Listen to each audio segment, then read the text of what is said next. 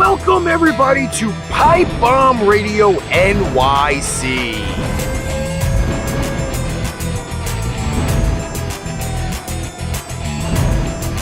Sponsored by Raz Energy, Steiner Sports, and Super Draft Pro.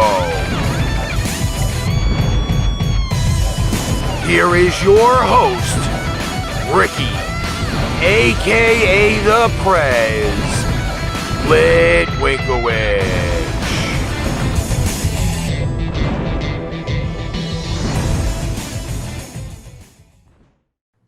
All right, this is Pipebomb Radio NYC. I am on the show live with Alex the Bearman. Alex, how you doing? I'm doing good. How you doing? I am doing fantastic. This is going to be one of the most amazing interviews that you guys are going to hear. We're currently on with Eric Jayk from Wildstreet. Eric, yes. How you doing, man? I'm good. I'm trying to make my make it so that my fans can see, our fans can see us too. Oh, fantastic. Cool. I'm great. So so yeah, like we're hanging out in Fort Worth today because we finally have a day off, you know what I mean? It's nice. We all needed it. Like yesterday was 7-hour drive from Topeka and we got to the show. Man, it was hard. It was a hard drive, but we made it. Are you guys on the bus? Are you driving like a rental van or No, I have a Chevy 3500. Oh, nice. It's bright red, like this red. It's whoa. But yeah, it's awesome. And you know what? I'm very happy. We had some like car issues last year, but it all worked out. You know, I got this nice new van that has air conditioning and a radio, and I got a great drummer and a great bass player and great guitar player. So what else could you want? You know what I mean? Well, first off, we're going to let everybody know that Eric and the guys are from New York. So this is actually a really big privilege to be a radio show in New York and be able to actually interview somebody from New York on the show. So again, Eric, thank you for giving us your time. Well, you know, New York City. Kick ass, right? Yeah, there's nothing like New York City, you know, and no band that comes from anywhere else is like New York City bands. We're nuts. You guys are so passionate. So, Eric, I'm going to ask a few questions here because being from New York, you probably know about a lot of the stuff, places that are here. What got you going? What got you started with doing the music and where you're at now? Okay, when I was 8 years old, I saw MTV for the first time, right? And I had a 3-string acoustic guitar in the closet that apparently my cousin, I inherited from my cousin, who I didn't really know, you know what I mean? But so I would bang on that guitar every day until like I was like I saw Guns N' Roses and Aerosmith and Motley Crue, and I was like, Mom, Dad, I want to play guitar, you know what I mean? Because like because I love this. And I got obsessed with guitar. And so I kind of fell out of obsession and got obsessed with a lot of other things too for a little while in my teenage years. But then came time for college, and what do? I played my first professional gig when I was 11. So I gonna play music for my life, right? So I went to college for guitar, graduated from music school, and played session work with a lot of bands for years, right?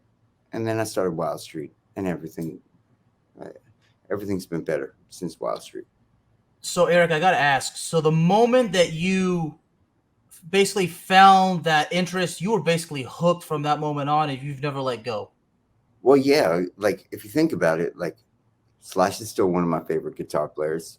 The people that I listen to first in my life, like Prince and Slash and Joe Perry and there's like any number of Mick Mars. It's like the people that shaped my whole life, and I can't do anything else because it has like music is like profound. It changes you. It makes you into something else, and so eventually eventually me and my best friend. Well, okay, let me tell you the story. So my best friend moved from San Diego to New York City, right? And he was a singer in a hardcore band, um, and he didn't like singing so much, but he was really into writing songs, and we really both liked Elvis Costello and a lot of glam metal. Let's face it, like because like and like other things like My Chemical Romance and like all these bands that were like doing stuff, but like we wanted to do something that was totally different than all these other bands. And we had no idea that like in Europe there was Crash Diet and Hardcore Superstar. We had no idea. All we wanted to do was write universal songs that people can sing and like like that were larger than life and kind of but part of it was also like we wanted to show people how good we can play without showing people how good we can play, making it sound simple but making it really complicated. And that's why we made Wild Street 1. That's what Wild Street 1 is. Wild Street 2 is a band record. Wild Street 3 is a combination of Wild Street 1 and Wild Street 2. It's attitude and production and technique, and so that's the story of my music. Now you mentioned Slash. Obviously, Slash has been a very big, iconic guitarist since the I probably would even say before the beginning days of Guns N' Roses, because I've seen all of the prelim GNR stuff, and it's just as amazing as it is now. Now that he's working with the Conspirators, and I have to say though, I'm sorry. He's amazing. Like I like Miles Kennedy. Yeah, I like the Conspirators. I like Slash's Snake Pit. I like his work. I love actually. My favorite is his stuff with Michael Jackson. You know what I mean? Yeah. Michael Jackson is one of my heroes. When Michael Jackson died on my birthday in 2009. Ooh. Oh man. Which is kind of depressing. But you know what's not depressing? Purple Rain came out on my birthday. So yeah.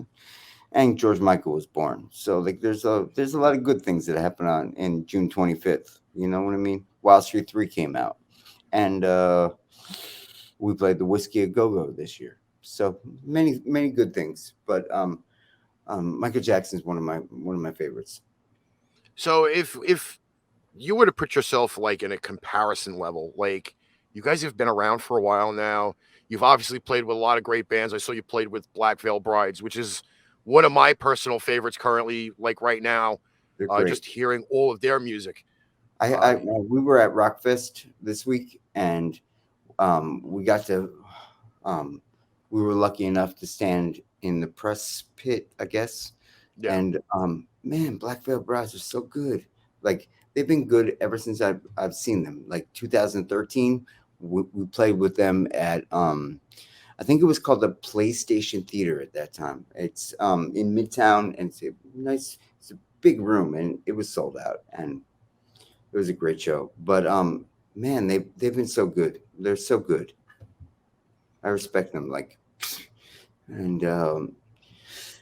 Anyway, moving on. Yes, Black Veil Brides are amazing. They are. They are. I have to say though, like, how is it to have the music of Wild Street mix in with so many other great bands, especially like if you are opening or you're playing toward like with Rockfest, for example? Like, how do you feel like all of Wild Street fits in with a lot of the other different groups? Well, like, okay, so part of being in Wild Street is like people try to like call us like glam rock or sleaze rock. I didn't even know. You know what I said when somebody called my band Sleaze Rock the first time? I was like, "What are you insulting me?" I was like, what's this?" Like glam rock, I accept because I love David Bowie, right?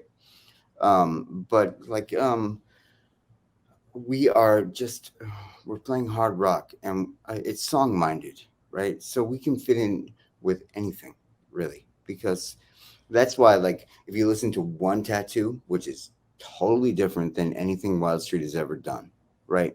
Yeah.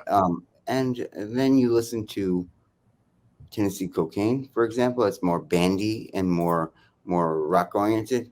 It's like it's one band. What connects this? It's like the sound of the band. It's maybe the guitars, the vibe, my voice. It's like Wild Street is much more than just one genre of music. Is what I'm trying to say. So it's the ability to be able to change, like definitely with from track to track, to give everybody that different feel of what the abilities of the band are. Yeah, like we want like I like being different, and I like being I like Wild Street to do what Wild Street wants to do on Wild Street's terms. Like whatever me and my bandmates decide is what's going on.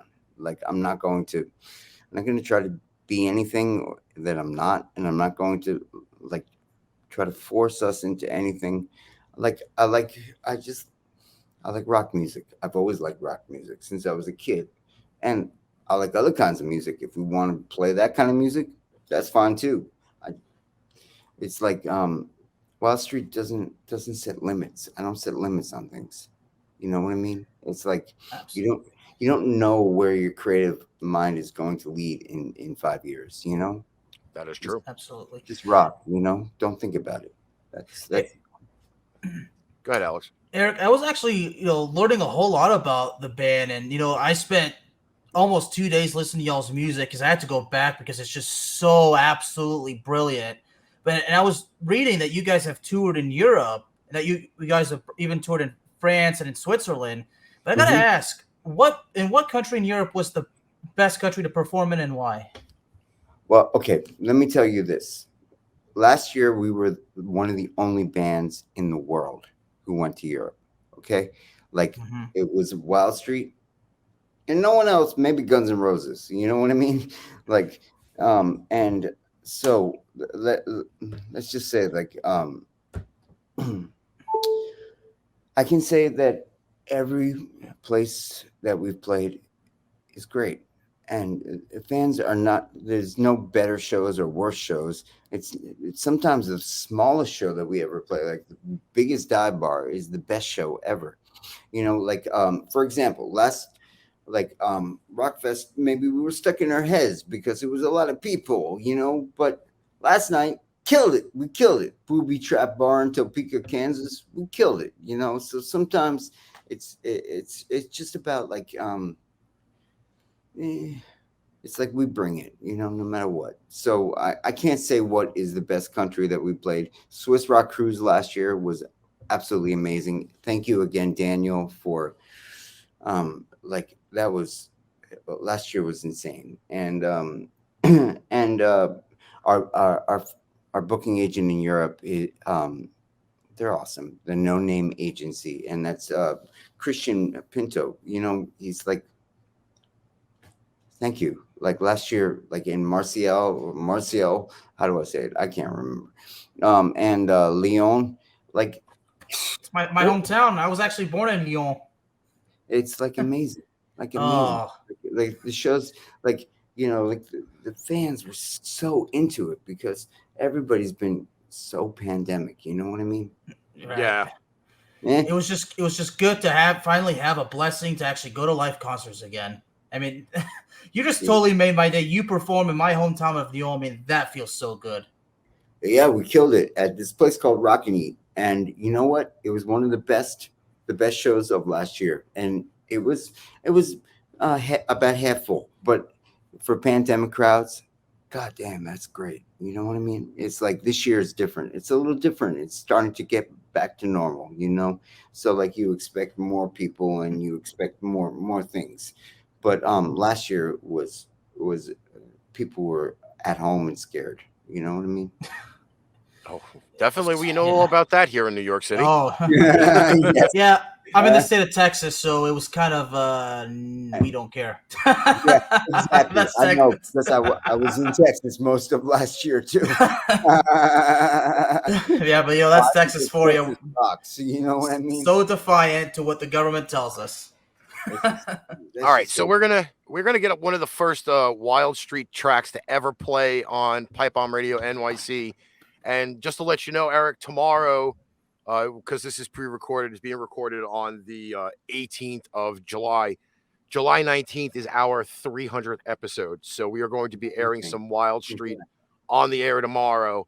But we are going to play some Wildstreet Born to Be, Hanging with Eric Jayk, Pipebomb Radio NYC.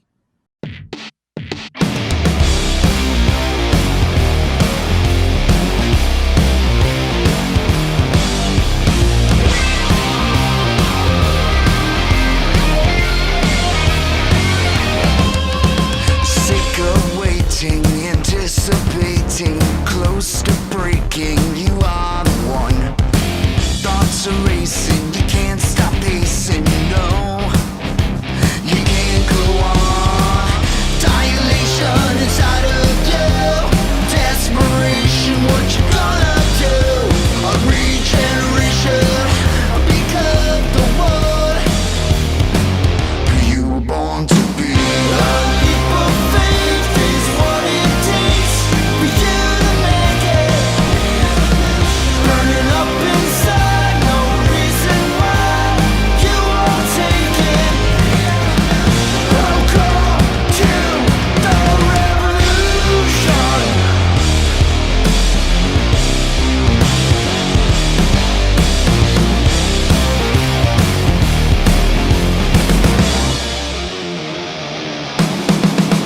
Complicated lines are faded. What you've hated, what you've become. Isolated, thoughts are jaded. No, you can't go on.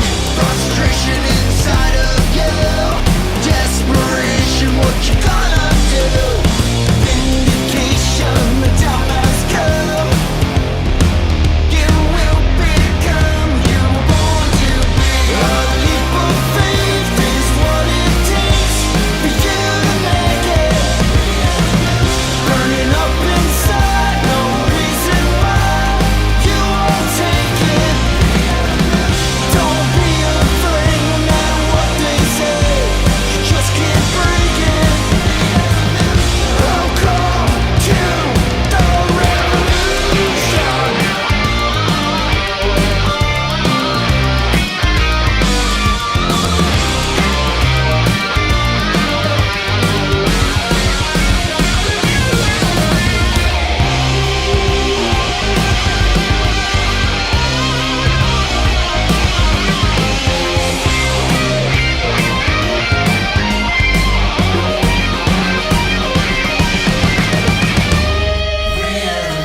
A leap of faith is what it takes for you to make it. Burning up inside, no reason why you won't take it. Don't be afraid, no matter what they say. You just can't break it.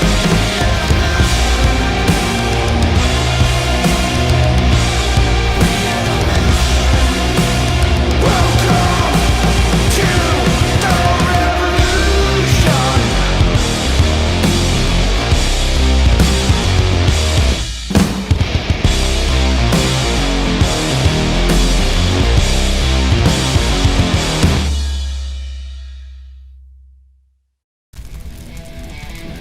This is Bogdan, lead singer from Robots and Gods, and you're listening to Pipebomb Radio. Rock on! All right, Pipebomb Radio NYC here with Eric. I gotta say something. Okay, Go ahead. so our guitar player Spencer, he's filling in. He's in this band once around. Last year, let me tell you why there's two Born to Be's. Right, Born Okay. to Be was originally released. Me and my best friend recorded it by ourselves and released it as a pseudonym, Rave the Kill, because we had no interest in having anything to do with Wildstreet. But so, and we started Wildstreet, so it's kind of funny. But anyway, so we recorded the song in 2014, right? And so then the guys and my old bandmates were like really into this song, right? And so we decided to record it on Wildstreet 3. The original version and One Tattoo came out both in 2014 as the pseudonym, right? I wrote to well, first I was sitting in my car with the guitar player who's filling in with Wildstreet for this tour, my friend Spencer. Rastars once around. And and so we were sitting in the car and we were talking, and he told me, you know what, me and Sebastian, that was our prom song. Born to be, right? Wow. And I was like, dude, I just like this version better. Even though it's just a few of us, you know what I mean? It's like just but let's face it, I I do like the version on Wildstreet 3, but the Born to Be RLK is like, it's right here. You know what I mean? It means more to me. And you know, I was really into layered guitar solos at that time, so I stacked like 7 guitar solos on top of each other. Go figure. But thank you, Spencer, for reminding me, because when I sent the Born to Be RLK and One Tattoo to Mark, our record label president, and I was like, maybe we'll put this out after Mrs. Sleazy, you know what I mean? And he's like, man, I love these songs. So cool. And it came out. It was good. I'll tell you, this version here does make you get out of your chair, because it's got a lot of energy to it. Yeah, it's like truth be told, it was mixed by Wildstreet 2 and Wildstreet 1 is like producer, and it was a different time, and you know, there's no amps, there's no real guitars, there's no really, it's Jimmy playing drums, so I'm cool with that, you know what I mean? He played drums with his mouse, you know what I mean? It's cool. Like it's energetic, and I love the song. It does sound like it has a little bit of synth in it, which kind of gives that original feel to it, the high energy sound. So I am kind of a little bit of a fan of having that in there. I love bass too, by the way. That song has bass. I love it. Yeah, it has bass. Yes.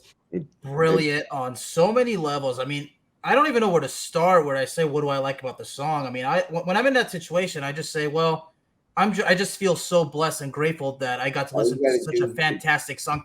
That's how I feel about the band. I mean, you guys are awesome. Like, I don't regret spending like an entire day listening to Wildstreet, because I figured if I'm going to interview you, not only do I need to learn about the band, but I need to appreciate the music. And with y'all, I was hooked I was probably hooked after 20 seconds into one song. I'll be honest. Now I have to ask, Eric, when it comes down to the songwriting, the lyrics, the whole setup, is it usually like a quick, smooth process, or is it a process that you sit there and you kind of let it marinate for a little while before you sit there and go into studio and try to like put everything together? Well, let's say this. In the old days, like in Wildstreet 1, I spent a year on Fist of Fury. You know what I mean? I don't do that anymore. I know what I want, because I've been playing music my whole life, and I know what's good. So generally, either I finish the instrumental, or somebody sends me an instrumental, and I can come up with the vocal melody and the lyrics in an hour, especially on the elliptical, which is crazy, but that's the truth. I write most of my songs on the elliptical, and I write the vocals very fast. As far as like like getting the recording takes and guitar takes and guitar solos and stuff. That takes a little bit of time, you know, maybe a day or two. But I'm not going to spend a year on a song anymore. You know what I mean? Like Say Goodbye, which is our newest single, right? Won't Be Apart, which was written in just like Easy Does It. It was like written and recorded in like a month. You know what I mean? Like Say Goodbye. It like it stewed. It stayed around for a little while, right? But it wasn't right. And then because the rhythm section wasn't right. But creative process, it's weird. It's like sometimes it's the right time and sometimes it's not the right time. I didn't answer your question, but that's the truth. No, actually you did, because a lot of bands, and we have quite a few independent artists that we air on the show. Once again, we are talking to Eric Jayk from Wildstreet. I've seen a lot of them put together music in like a day, like you've said. But then I've also seen bands that have sat there and said, hey, you know what? We've recorded it and then we don't like it. And then they have to go back in and change a riff or change a lyric. And sometimes the process can take like 3 weeks, a month, 2 months, just till they feel that the sound and everything else that goes along with that sound fits perfect. Not every artist can legit put something together in a day and say, okay, this is going to be the first track on said album when we release it on said date. You know what I mean? Well, like everybody works differently. I wrote, me and my buddy Kyle wrote Easy Does It in 1 hour and at 7 a.m. At 7 a.m. Like I used to have to go to Washington Heights, Master of Mayhem. You know what I'm talking about. Yeah, I know Washington Heights myself. And you know how far that is from Brooklyn too. It's Yeah. like an hour by train, hour and 15 minutes or something. Mm-hmm. And I got there. I had Easy Does It in my lyric book from tour, right? And we just wrote this song.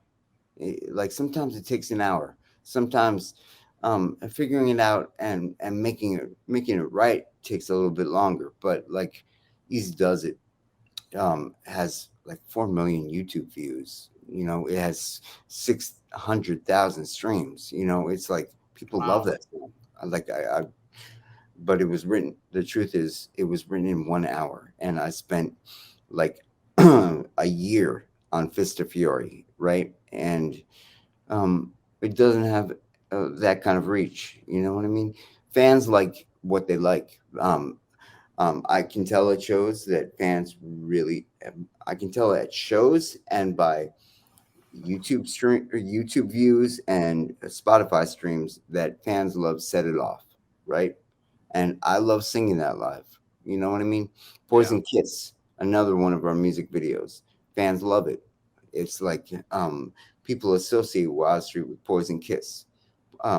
Poison Kiss was also written very fast. You know, Set It Off was written without any instruments. It was written me, my best friend Jimmy, and my friend who actually produces house music. Were sitting in my old apartment without any instruments, and we wrote the melody and lyrics and we came up with like a scratch vocal without playing anything. Why? Because it didn't matter, because it was the idea was to make something that sounded like it's like as universal and as large as, like, you know, Bon Jovi or like you know, Imagine Dragons, you know what I mean? Like but like with a, you know, a lot of modern, a little bit more modern elements. And then I went to Europe and we're touring with another band, and Jimmy put together this instrumental that was brilliant, and it was like, it's totally funky, you know what I mean? So there's no one method. There's many methods. Mother was an instrumental that Jimmy wrote in 2014. It wasn't arranged. It wasn't done. It was just like he just wrote it because he had been working on this project, right? Because he had come and you know, even when he wasn't in the band, he would hang out with Wildstreet. So he would come and he would hang out with me, you know, because he's my best friend, you know. And so we played the Rockstar Energy Uproar Festival, and it was massive. But we all watched Avenged Sevenfold, and Jimmy's like, yeah, maybe I can write something that's like Avenged Sevenfold or Alice in Chains inspired. And I was going through like a Chris Cornell and Alice in Chains period, and he sent this to me, and I wrote the vocal like in, I don't know, 2 days, right? And so like and so he while I was in Europe, he put together the final instrumental. We gave it to the band, and the band played it. You know Sounds what I mean? amazing, though. It does. Yeah. It actually does sound amazing. Mother is it was the point of Wildstreet 3, you know, because it shows people that we're not what they think we are. You know what I mean? We don't limit ourselves. So I have to beg the question: a lot of bands, they just entitle their albums. Is there an album that's not going to be numerical? No, Wildstreet 4. We already have the name of the album, and it's going to kill. I can't wait to have Alex, our drummer, and Don, our bass player. Don has been in the band since 2019. Yeah, I tried to get him in the band for 10 years, you know, and he's a great drummer, but man, he's a great bass player.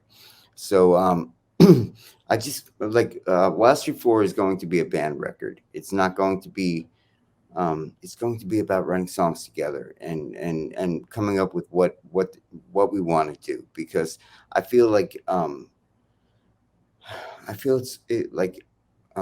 I want to do is that I want to make a record that's many minds, not just my mind, you know, and not just Jimmy's mind or Kyle's mind. You know, it's like we all have experience. Touring gives you lots of experience. You know what I mean? Like we know what works and what doesn't, and I think that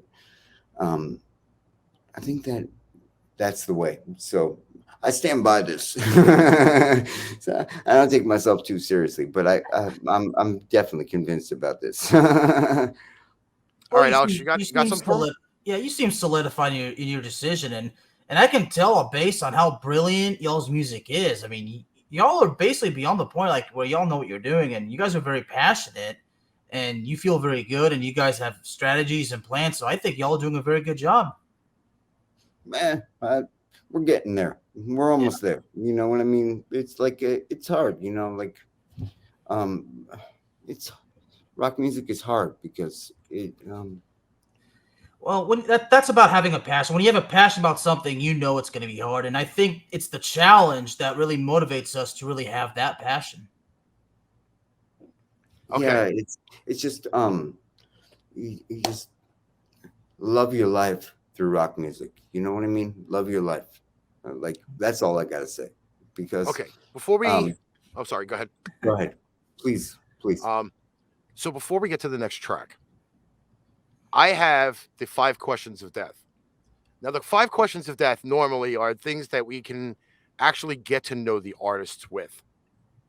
Okay, so remember, this show has been unscripted, uncensored. So if you feel Rain, go. Okay, go right ahead. fuck. Okay, so the first question of the 5 of death is the late night go-to snack. Well, I would say lettuce and tomatoes. That's it. Basic, simple salad, right? Simple salad. That's what I eat. Sweet. Okay. Question 2. Now, this is the one that throws everybody off. All right. You go out to eat, you get like the biggest, juiciest burger. I'm vegan. Oh, okay. So then that may kill that right there. Oh boy. Although wait, potatoes are vegetables, so you maybe still begin to eat potato. No potatoes. No, I'm allergic actually. Really? Oh, I'm the weirdest person you'll ever meet, but man, I rock. You know what's interesting? I don't think I've ever heard of somebody allergic of a potato before. Because I'm actually the pickiest eater in the world. So I thought I was like that, and look at that. And yeah, it's no exaggeration. I am It's- the pickiest eater in the world. I always tell people, try me. Tell me all this stuff. I'll tell you I don't like them. You'll go crazy. I could drive Chef Ramsay crazy in about 30 seconds with how picky I am. I can drive people crazy, but I don't. I'm like, if I can't eat, then I don't care. When I was a Where's kid, the it was king? different, but as an adult, it's not as bad. I can guarantee that. Okay, so we'll nix off the fries question because that's usually the stunner. Stunner. Pre-show, like, do you have any pre-show things that you go through? Yes, I generally do some vocal warm-ups because you know what, I am a voice teacher, so I do very few, and then I scream a little bit because you got to free yourself up, and then I eat a bunch of gummy bears. That's it. So that's better than the not having the green M&Ms in like the green room thing, right? Nah, I don't care about. I just like Haribo candies from Germany. Like I like just plain gummy bears. Why? Because it's not so vegan, but it's good for my bones, and also sugar. As much sugar as I can possibly have before a show is good because I don't do drugs. You know what I mean? So Okay, here's number 4, and this is the unique one. Obviously, you're from New York. New York has a bunch of great venues. If you were to pick one venue that sticks out the most that you've played at, where would it be? in New York. Yeah. Specifically. Okay, so I'm going to say that the treatment always is fantastic. I'm going to mention some venues, and then say another one. So the treatment at the Knitting Factory, right? St. Vitus and Bowery Electric are fantastic. They always take care of Wildstreet, okay? But the best was Irving Plaza. Let's be honest. Like we played the PlayStation Theater and it was sold out, and like it was like crazy amounts of people. But Irving Plaza to me is my favorite. Well, it is a very iconic place, Yeah, it's amazing. and a lot of great bands have played there. Okay, the final question of the 5.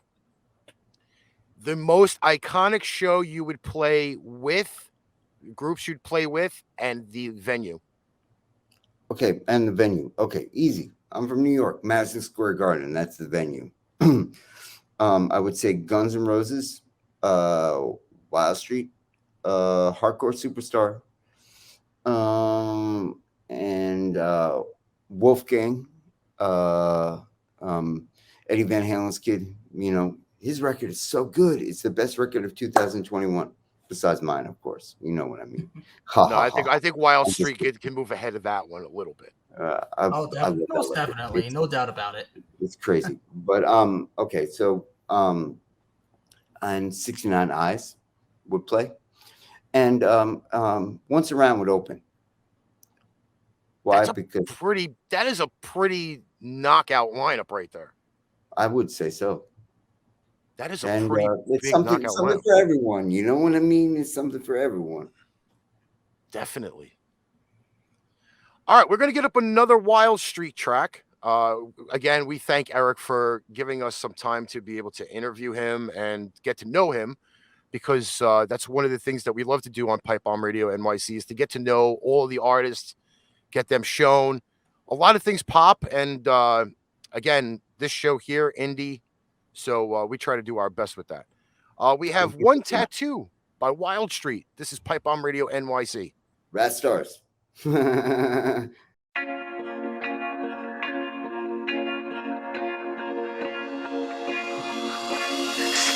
is the place when no one can hear you scream. Lips pulled in between the stars, tracing the places you wanna keep clean. Lips kissing between your scars. Over and over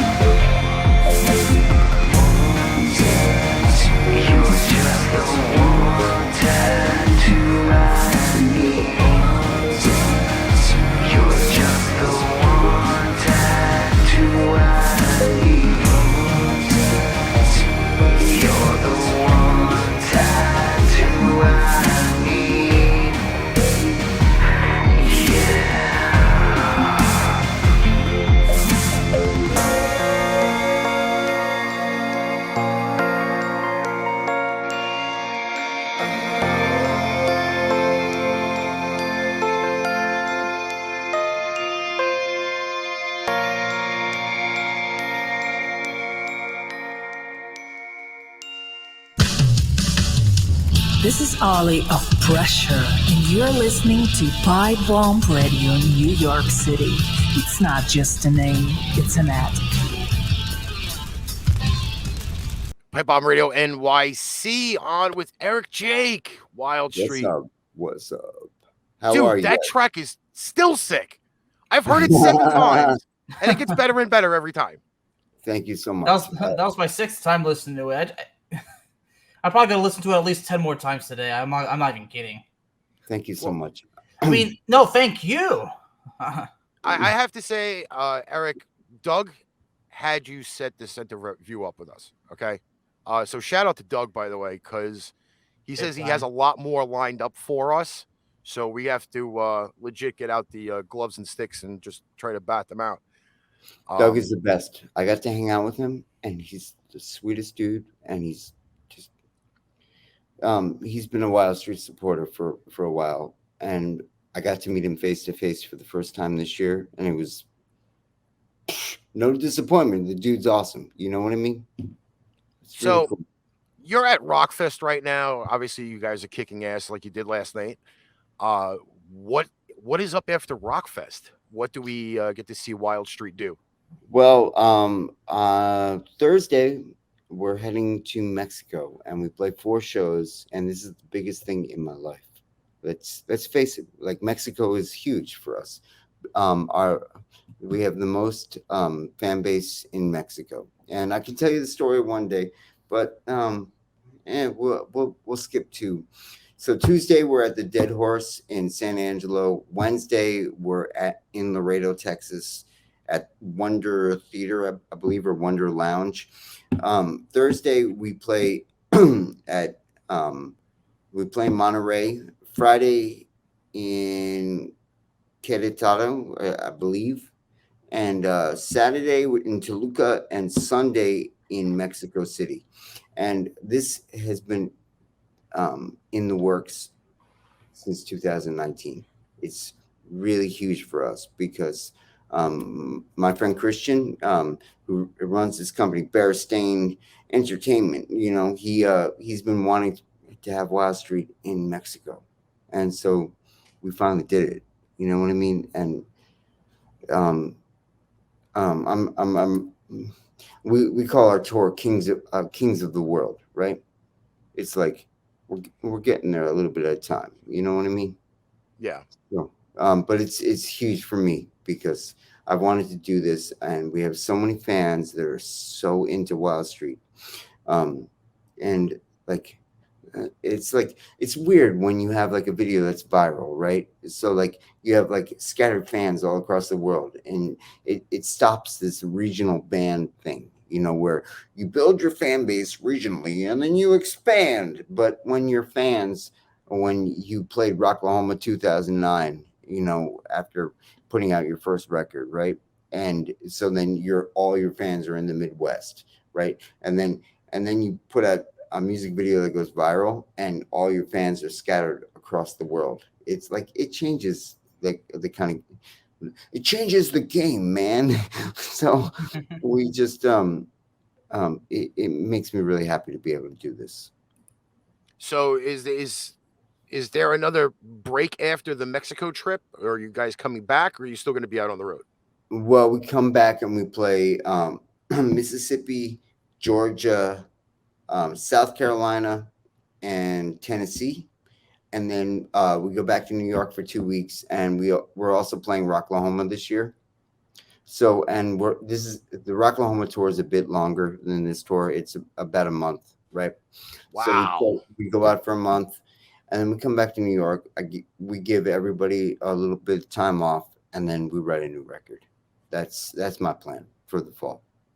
Sweet. And like I don't care about touring. I don't care. We have a new manager, Erasmus Management, and a new booking agent, B Squared Management, but the rest of the year we when you make a record, I'm old school, right? So you tour for 2 years, okay? So you support your record for 2 years because a label's investing money in you, right?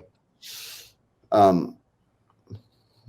Sort of so you kind of like you kind of tour for 2 years, right? So now it's time to make a new record and tour for another 2 years after that. But I want to make this record really fast, and I want to make it as a band record. That's all I can say. We put out a lot of singles because Golden Robot supports Wildstreet a lot, you know. But these were all like things like, you know, while I was figuring stuff out, and also to get us through the second year of touring. Okay, I stand by everything that we've released with them because they're awesome and the songs are great. So so go listen to Mrs. Sleazy on Spotify. Go listen to Born to Be and One Tattoo on Spotify. Go listen to Won't Be Apart and Say Goodbye, because that's a little bit of stuff to listen to that's newer than Wildstreet 3. You know what I mean? Yeah, definitely. So before we let you go, what is the downtime going to look like? Like, is there hobbies that you get to? Is it just kick back and like throw on Netflix and Hulu? Like, what do you think the downtime is going to be really? There's no downtime. Also, I have a song coming out with Jen with Bliss My Heart. It's coming out on Friday. Like, it's called Beyond. I think it's the best song that we've written together. And man, she killed the vocal. Holy hell, it's great. Oh, I have to hear it. It's like it's kind of like 90s rock inspired, like kind of like Garbage, kind of like Nine Inch Nails, Marilyn Manson, and very different, and people will love it. But so when I don't do Wildstreet, I do other people's projects, and I teach music, and I do Ashtanga yoga. Well, definitely when you get back, hit me up. Let's hang out. Come and hang out with you. Definitely. I'll bring the woman with me so that way you can hang out. She can get to meet you. Eric, it's been absolutely amazing, bro. Absolutely amazing. A blessing. And once again, I am honored to be actually interviewing the first artist on this show from New York, because, you know, also us New Yorkers, we all stick together. You know, that's usually what it is. Yeah, well, that goes without saying. You know what I mean? No place is like New York City, you know? It's absolutely. Eric, thank you, dude. I tremendously appreciate it. Give a shout out to the guys for me. I hope you guys a lot of luck on the rest of this tour. And like I said, when you guys get back, we'll sit down and have a meal together or something. Yeah, let's hang out. Thank you, guys. I got to go. Thank you. Thank you. It was an honor. Thank you so much. On. Bye. Thank you so much. Well, that was Eric Jayk from Jake. Sorry, I'll fix that. The excitement, adrenaline, Ricky. It has kicked you right in the face, hasn't it? Yes, it has. And it's done it to me, man. I'm like, you gave me this opportunity, Ricky. Man, I just want to give you a hug, Ricky. I'll be honest. No. Well, I'll hug you from over here. You bless me with this, and I mean, for me, a sports guy, to interview, let's be honest, a rock star, a musical artist. I mean, this is what they say: try to get out of your comfort zone, take the opportunity. I took it, and this is just one of the coolest things I've ever done in my career. So, thank you, Ricky. You're welcome. This concludes our interview for the 18th of July. Once again, Eric Jayk from Wildstreet. On behalf of the Bear Man, I am the Prez, aka the Master of Mayhem, and we are out of here. Goodbye, everybody.